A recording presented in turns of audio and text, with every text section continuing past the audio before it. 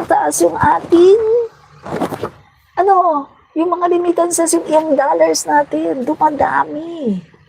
Dahil sa OFW at sa katulad namin na dollar earners. Kaya, lang yan, kumbaga, quits lang din. Mataas ang dolyar o mababa ang dolyar, pareho lang yun. Hindi mo yan magiging batayan na sabihin mo na, ay bagsak ang ekonomiya ngayon. Kasi tingnan mo ha. Sabihin mong 59 ang dollar, pero nakakapagbenta pa ng 20 pesos na bigas. 59 ang dollar, pero tingnan mo ha, self-sufficient tayo sa bigas. Hindi tayo nag-i-import. Yan ba ang bagsak na ekonomiya? Saan ka nakakita ng bagsak na ekonomiya sa daigdig na self-sufficient sa bigas?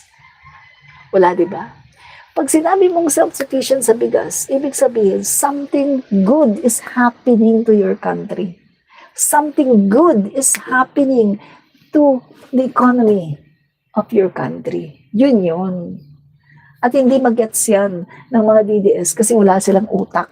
Utak bulinaw sila at mga bugok. Pinanganak sila ng mga bugok. Kaya sila ay walang mga utak. Di ba? Tama ka, Benson. DDS troll na bobo pa. Mga bugok talaga ang mga DDS troll. Di ba? So ngayon po, ang mga bilihin mabababa.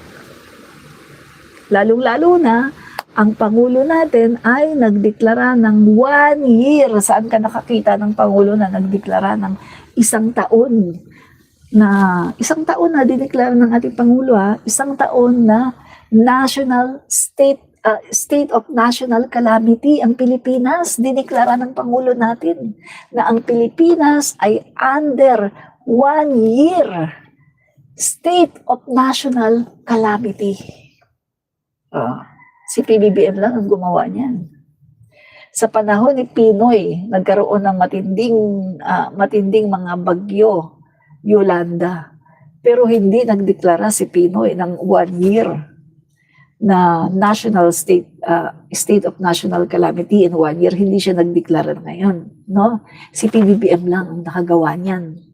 At bakit yan ginawa ni PBBM na magdeklara ng isang taon na state of calamity, national state of calamity ang Pilipinas? 1 year, bakit na ginawa ni PBBM yan? Kasi kapag under state of calamity ang bansa, buong bansa, no? Mabilis ang lahat ng transaction at lahat, no? Pwede kang makapag-calamity loan, pwede kang yung sa SS, o pwede kang sa Pag-ibig, at mabilis yung pagdadala ng mga ayuda, pagdadala ng mga tulong, mabilis yan kapag state of calamity. Kaya ginawa ng Pangulo natin, kasi gusto ng Pangulo natin mabilis ang paghahatid ng tulong ng gobyerno sa ating mga Pilipino. Yan ang hindi maintindihan ng mga bobo, mga bugok na mga DDS. Yan ang hindi nila maintindihan. Diba? Sabagay, wala tayong aasahan sa mga DDS. Sila ay pinanganak na bugok. Diba? Kasi nung sila ay naging DDS, naging bugok na sila. Yan. Okay, no?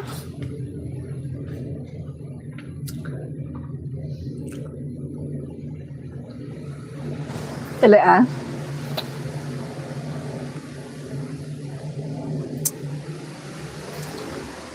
Ito naman guys, no? Pag-usapan natin itong plano ng mga DDS, no, na pagpapabagsak, no, sa ating Pangulo. Pag-usapan natin. Okay, pag-usapan natin 'to. Itong kanilang pagpapabagsak sa ating Pangulo. Okay, wala naman silang ibang plano kundi pabagsakin ang Pangulo. Okay. Okay mga guys, Ito. Ito po, po ito sa FB post, no, ng retired na military. Yan. Ito. So, sari-saring ano daw to sari-saring coup or coup d'etat. Yan. Sabi dito, kasado na ang 3-day rally na inorganize ng INC sa Luneta at EDSA sa November 16 to 18. Kasama, I think wala na dito yung EDSA, no? Luneta na lang to, no? So, pero hindi natin alam, no? Kung meron bang EDSA, baka ihahabol nila. Pero ang pagkakaalam ko, Luneta na lang to. So, sabi dito guys, kasado na daw yung 3 days na rally ng INC. Kasama nila dito ang KOJC ni Kibuloy, JIL ni Brother Eddie, at syempre, sabi niya dito, yung JIL, nakaka-disappoint daw kasi bakit sila mag-rally, bakit sila sasama, pero understandable kasi priority nila na protektahan si Joel Villanueva. No? Yan. So, inaasahan na at least 300,000 per day ang immobilize nila sa dalawang venues. So, yan daw mga kaibigan na 300,000 per day daw, no, ng mga tao. So, unang-una, magtatanong kayo.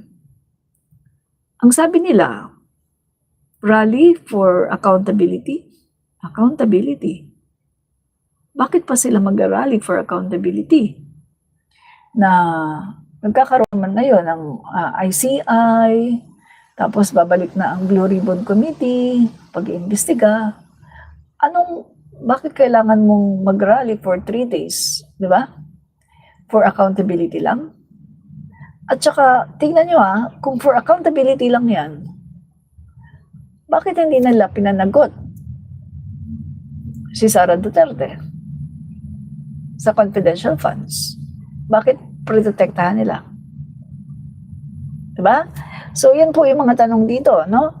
So, ang magiging panawagan daw nila, yan nga, accountability. Kung yun lang, bakit hindi na lang sila sumama sa November 30 rally? Na yan din naman ang panawagan. Di sana ma-amplify pa ang boses ng sambayanang Pilipino. Kasi sa November 30, meron ding panawagan Accountability talaga yon, no? Mga grupo yon na ayaw na patalsikin si PBBM pero sila ay nananawagan ng accountability, no? Panagutin ang mga may kasalanan sa mga ghost flood control projects pero wala silang panawagan na patalsikin ang Pangulo, no? Sa November 30. So obvious, sabi dito, mga kaibigan, obviously, iba ang agenda nila. Kaya 3 days yan dahil sinusunod nila yung template of regime change ng EDSA 1 and 2. Several days of massive rallies followed by a withdrawal of support by the military. So malamang, meron na rin silang kausap na active generals. Matatandaan na noong September 21 rally, nabalita na ang INC ay magmobilize daw ng 500,000 sa Luneta. Pero umatras sila sa last minute dahil hindi nila na-convince si Browner na mag-withdraw ng support at iluklok si Sara.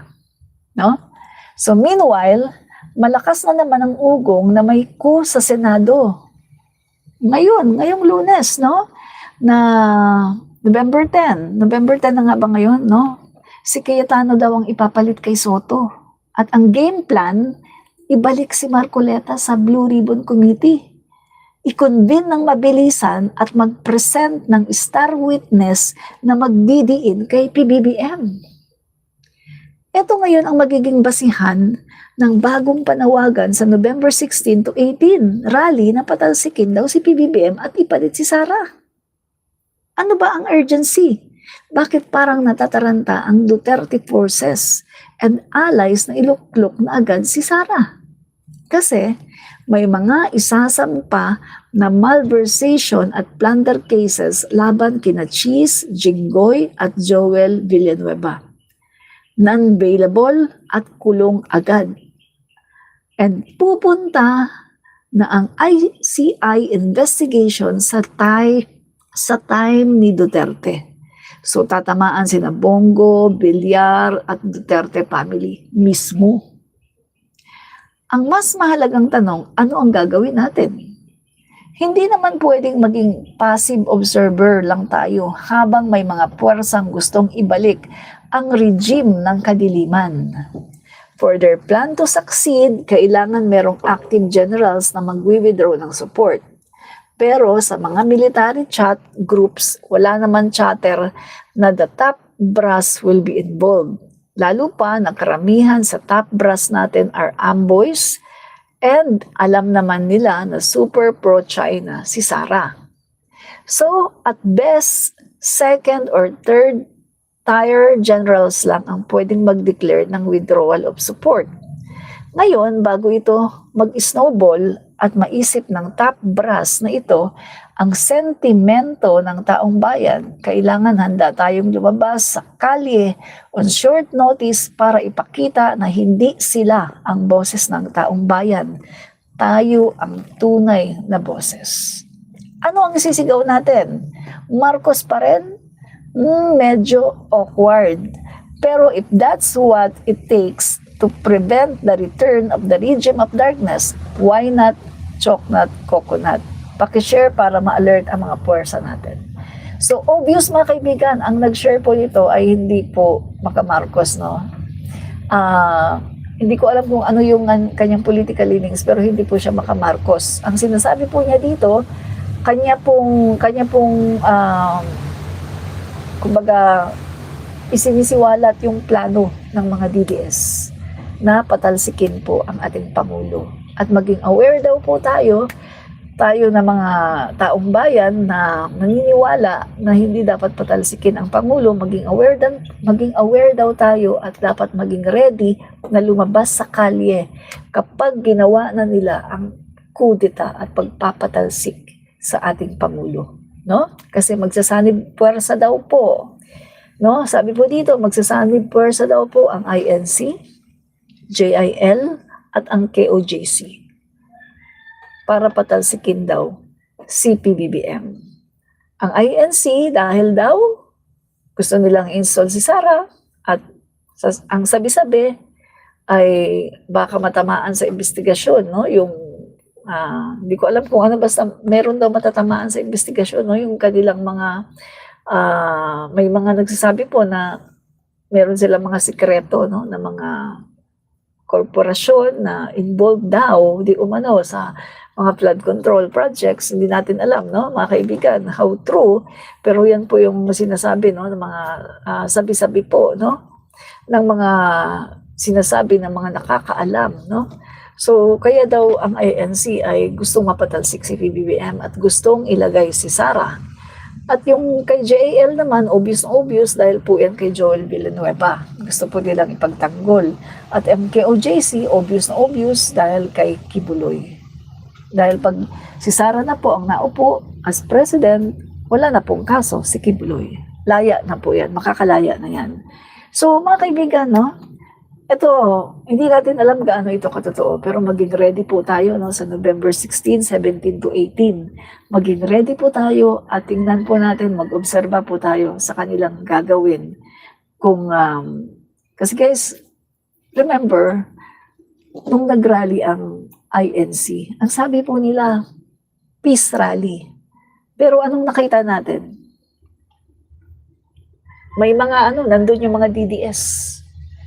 Mga DDS na mga senador, no? Yung mga Duterte nandun. Nandun po pumunta at nagsalita si Marcoleta, inatake, binanatan ang gobyerno. Diba? So, peace rally ba yun? Diba political rally na yun? So ngayon po, ang sinasabi nila, rally daw for accountability. Pero marami na pong umuugong na balita sa tunay na plano. Napatalsikin daw ang ating Pangulo. Yan po yung mga kaibigan, no? So maging ready po tayo. Ang kagandahan lang po nito, hindi po sila susuportahan ng simbahang Katoliko. 78% ng mga Pilipino ay Catholic. Sabi ko nga, kapag walang suporta ng simbahang Katoliko. Hindi yan magtatagumpay. Diba? Man from Manila, Duterte, Antikristo. Correct. Erehis po siya, wala po siyang Diyos. Hindi siya niniwala kay Christ. Diba? Wag na tayo mag-rally. Tiis muna tayo sa mga magnanakaw. Hindi ka naman kailangan mag-rally para magpatalsik ng gobyerno no? Pwede kang mag-rally, pero for accountability, hindi pagpapatalsik sa gobyerno. Ano yan? Patatalsikin nyo si PBBM para ilagay yung magnanakaw na si Sara Duterte na allergic sa accountability? Hello? Mabuti pa nga si PBBM Yung mga kaso nila, yung ibinato sa kanilang kaso na almost 1,000 cases, hinarap nila lahat yun. Hinarap nila. Sinagot nila lahat yun. Pero itong si Lucring, pinipigilan ni Lucring, ayaw niya ng trial kasi ayaw niya ng accountability. Si Lucring, alam niya na meron siyang kasalanan, kaya ayaw niya humarap sa trial. Diba? TYT Gas, magugulong DDS, maghahasik ng lagim. Correct. Sila ang magugulo, sila ang naghahasik ng lagim. Diba? So yan po mga kaibigan, hindi natin alam kung gaano yan katotoo. Yung pagpapabagsak kay PBBM, yung planong pagpapabagsak kay PBBM. Pero ito ang question ko. Hindi ba nang ba may isip ng mga grupo na to na nasa state of national calamity tayo? Maraming mga naapektuhan sa bagyo na nagdaan pagkatapos kayo magrarally para iluklok si Sara Duterte? Masyado naman kayo makasarili. Masyado naman kayo makasarili. Bakit hindi na lang kayo pumunta sa iba-ibang lugar? Tumulong kayo sa clearing operation, tumulong kayo sa pag-rescue, mamigay kayo ng mga relief goods instead na mag-rally kayo ng 3 araw para pabagsakin ang ating Pangulo. Bakit ba kayo takot sa trial? In the first place, kung naniniwala kayo na malilinis kayo at wala kayong mga kasalanan, bakit kayo takot sa trial? Diba? Ipagtanggol yung sarili nyo, huwag kayong matakot sa trial. Kung talagang malilinis kayo at wala kayong kasalanan, bakit kayo matatakot sa mga trial? Diba?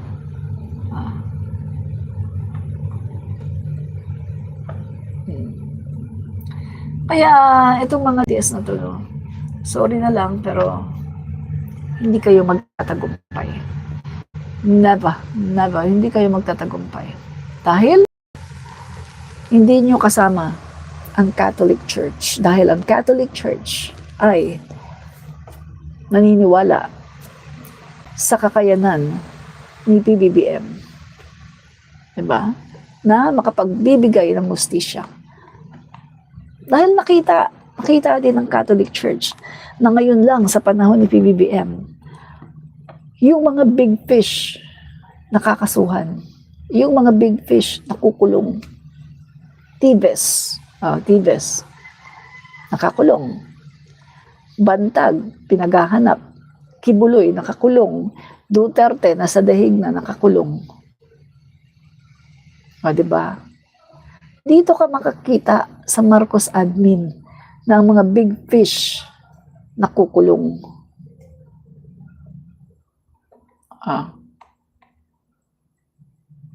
Diyan mo makikita, di ba?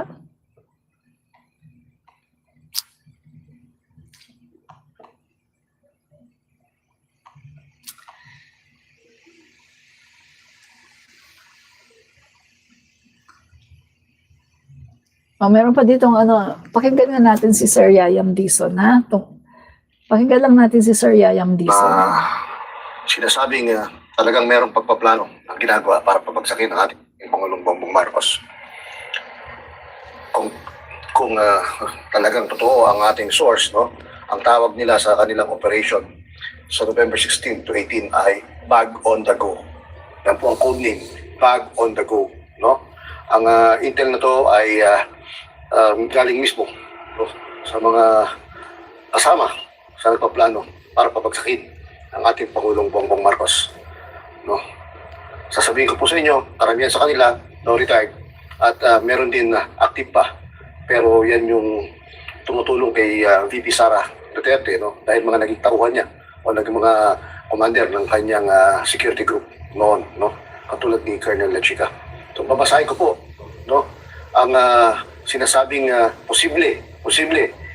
Ito po ay kailangan pa i-verify ng gusto, no? Pero po ito yung mga taong sinasabi na nagpaplano, no, na papagsakin ng ating Pangulo, no?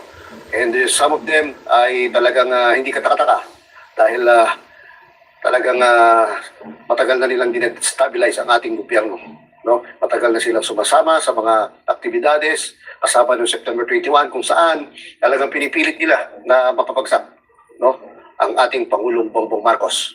Ito po ang mga participants sa Bag on the Go, no? Yan ang operations name ng kanilang pinaplanong masama against our government, no? Again, no, for further verification, bahala na po ang ating mga kapulisan at ating mga sundalo, ang kanilang respective intelligence groups para i-verify ito ng gusto, no? Ito po ang mga taong kasama sa planning para sa November 16 to 18 rally diyan sa Luneta. Si Romeo Poquis, si Orlando or Orly De Leon. Nabanggit din po ang pangalan ni Benjamin Magalong, pero ito ay for confirmation pa ng gusto. Si Johnny Macanas, at nabanggit din po si Gerald Bantag, na alam natin na nagtatago dahil sa kanyang murder cases, o murder case na kinahap sa pagpatay kay, ano pangalan yun? Yung radio or host, no? Percy Lapid. Namiss ko yung, hindi ko maalala ngayon yung pangalan. Percy Lapid. Anyway, so si Gerald Bantag kasama, si Colonel Lechica, Colonel Leonardo, Colonel Metran. Palagi ko active pa to sa serbisyo, no? Pero sinasama sila, no, sa nagpaplano para sa November 16 to 18 rally. Itong si Kapitan Dado Enriquez, no, retired na to. At si Attorney Ferdinand Topacio, Attorney Vic Rodriguez, at former Congressman Mike Defensor. Diyon din si Chavit Singson at si Senator Rodante Marcoleta. No, yan po yung mga pangalan na binabanggit, no, nakasama sa pagpaplano sa November 16 to 18 activities nila, no. Sinasabi rin sa Intel na posibleng financier ay si Chavit Singson, no. At meron pang isang binabanggit, a certain Orlando Olamit alias Monk, no. Sinasabing MNLF commander, no, as one of the organizers also, no.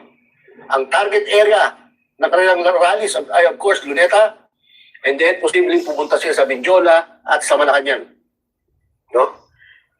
Nakalagay din sa Intel, kaya madalas na pagkikita ang Vice Presidente Sara Duterte sa Iglesia ni Cristo compound, no, sa Central Temple sa may Commonwealth. At sinasabi rin na si Ka Eduardo Manalo, ang Executive Minister ng INC, ay lilipad papuntang abroad para hindi magmukhang involved talaga ang INC sa pinaplanong hindi maganda, no? Pero hindi lumalabas sa Intel, although unconfirmed pa na may mga Chinese nationals, no, na involved dito or posibleng maging involved, no, especially when it comes to funding and influence, no. Okay. And lastly, sinasabi rin na ang mga sasakyan like the buses na maghahakot ng mga tao ay ipoprovide ni Chavit Singson dahil siya ay merong, no, bus line, no, yung pangalan ay Partas, no. Okay, mga kayayam. So yan po binanggit po natin ang mga taong involved at ang kanilang plano. Ang tawag sa kanilang Oplan ay Oplan Bag on the Go. Okay po. So yung mga kaibigan natin nakasama natin sa intelligence community, paki-verify po ng gusto ito. No? Ako po ay nagsisiwalat ng bagay na to para lang, no, maprotektahan ng ating Pangulo at ang kanyang gobyerno. Magandang gabi po sa inyo lahat. Yan. So, parang katulad po nung nangyari nung September 21, di ba? Bago dumating yung araw ng September 21, di ba? Na-vlog ko yan, di ba, mga kaibigan, na yun nga, yung may manggugulo, yun, at talagang gulo talaga, no?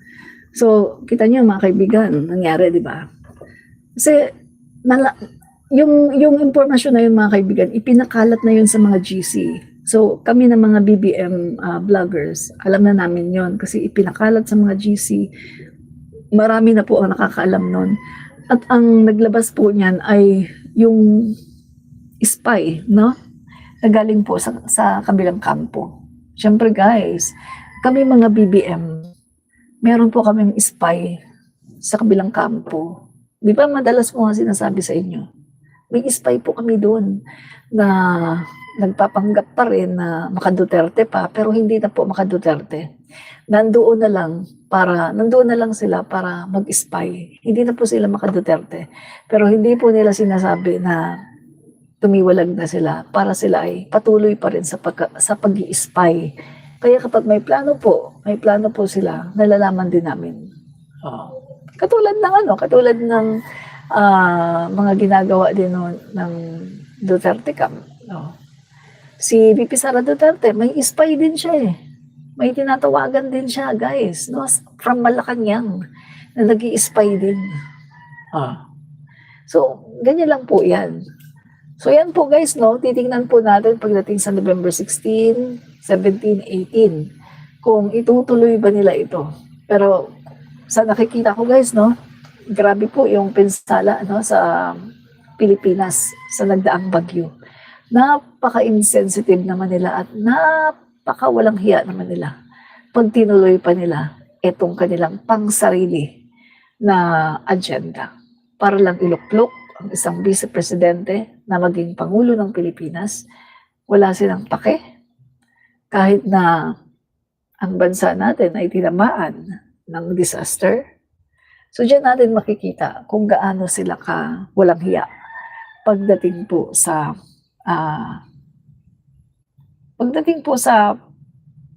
kagutuman, no, sa power. Diyan natin makikita yung kanilang pagiging walang hiya. Grabe, makakapal ang mga mukha. Diba? Yan. So, ano pa? Flex lang natin guys, no? Flex lang natin yung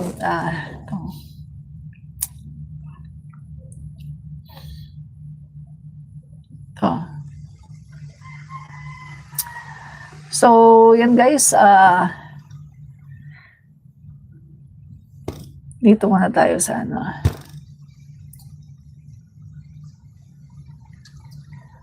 Yan. So, ang Pangulo natin mga kaibigan ay walang tigil po, no, sa pag-monitor.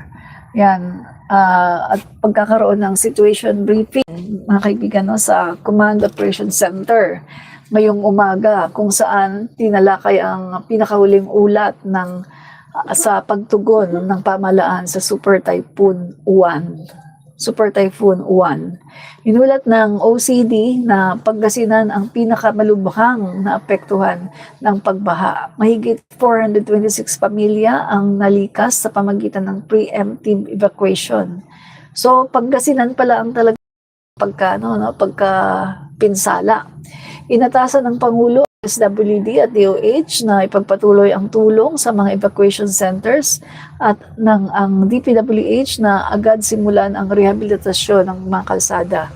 Binigyang diin ni PBBM ang patuloy na koordinasyon at pagmamanman habang nagpapatuloy ang recovery efforts mula sa bagyong Tino.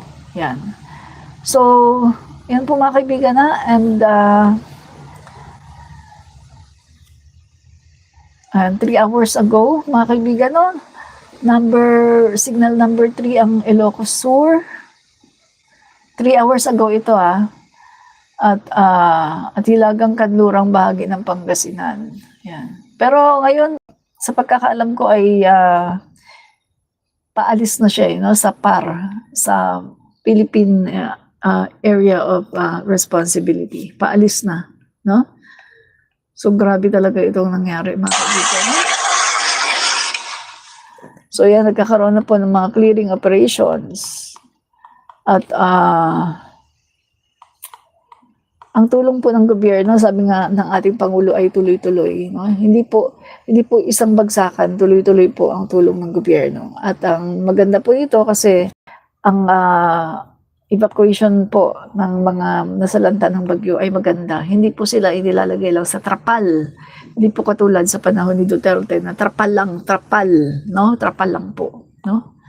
So ngayon po sa panahon ni PBBM, maganda po ang mga evacuation center, no?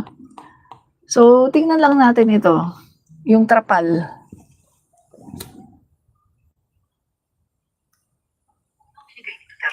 Pagkatapos bumagyo, manood. Hi guys, gusto mong malaman kung anong binigay ni Duterte pagkatapos bumagyo? Manood. Nakita mo doon sa ibang lugar, plastic yung overhead. So, I don't know what's the correct translation of trapal. Is it those fabric or is it plastic?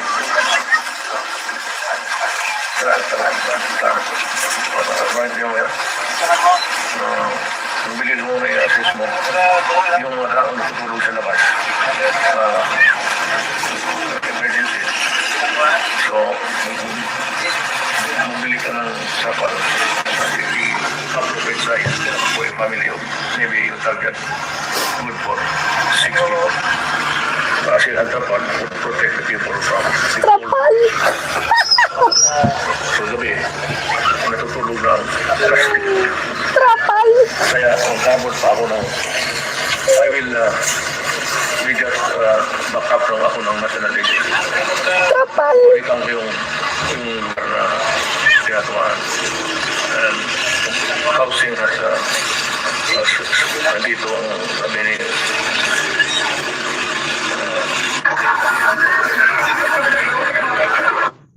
Hi guys, gusto mong malaman After po ng bagyo, trapal ang binibigay ni Duterte. Pero si PBBM, after ng bagyo, wow, ang ganda ng binibigay ng ating Pangulo. Talagang maaayos na mga malalaking tent, may pa-swimming pool pa sa mga bata, at pagkatapos ng tent, habang nasa tent sila na magaganda at malalaki, ginagawa yung modular housing or modular temporary housing. At ngayon po, no, yung mga nalindol nga sa Cebu at saka sa Davao, di ba, nasa modular temporary housing sila, social. At merong mga portalet, meron pong mga tubig, tuloy-tuloy pagkain. Pero sa panahon ni Duterte, pagkatapos ng bagyo, trapal. Nakita niyo yung trapal? Ganun lang po sa panahon ni Duterte. Pero ang laki ng inutang, 7.2 trillion. Pero trapal lang. Yan po, ganyan po talaga ang nangyayari. Kapag ang Pangulo ng Pilipinas ay magnanakaw, trapal lang talaga ang ibibigay. Pero ngayon, ang Pangulo ng Pilipinas ay hindi magnanakaw, kaya nakakapagbigay ng the best sa mga tao. Make sense? Mga kaibigan, paki-double tap para kayo ay makapag-like sa ating video, at kung nais nyo po, kung po pwede, paki-share na rin ang ating video, no? At mga kaibigan, maraming salamat pala doon sa nagbigay sa akin, no, hindi ko siya matrace kung sino pero may nagbigay sa akin no, nung birthday ko. Kasi birthday ko po noong November 5. Kasi nagulat ako pag-check ko ngayon sa sa aking dashboard dito sa YouTube, nagulat ako, bakit lumaki ng ganito? May nagbigay po sa akin, no? May palipad sa akin sa aking birthday, November 5. Ngayon po, pwede pa rin kayo magpalipad kung gusto nyo, no? Kasi November 10 pa lang naman ngayon. Birthday ko po kasi noong November 5. Ako po ay 56 years old na. 56. Yan. So, matanda na, no? 56. Malapit na ako mag-senior. 4 years na lang para makapag-senior na. Diba? So, maraming pong salamat sa mga nanood. TYT Gas, maraming salamat. Salamat din po kay Benson. Salamat po. Noel Brigolen, Mr. Chinito. Salamat sa panonood. Pilipinong ako. Jor, Mark, Donaire. Noel, sino pa ba? Jor, Mark Donaire, Madiodim, TYT Gas, Egon Bon, Maya, Heidi AC, Noel Bregole, Gali Kimbong, Joxy Asia, salamat po sa panonood, Maya, TYT Gas, Carmelita Torrejos, Gali Kimbong, salamat po Aurora Sabido, marami pong salamat sa panonood, no? At marami pa pong iba, marami pong salamat. At Banjo Man, marami pong salamat. Bansoji, Man from Manila, Lenita Kitorio, at marami pang iba. Marami pong salamat mga kaibigan, no, sa mga hindi ko po na banggit, no. Next time ko na lang kayong i-flex. Bye-bye and God bless. Keep safe.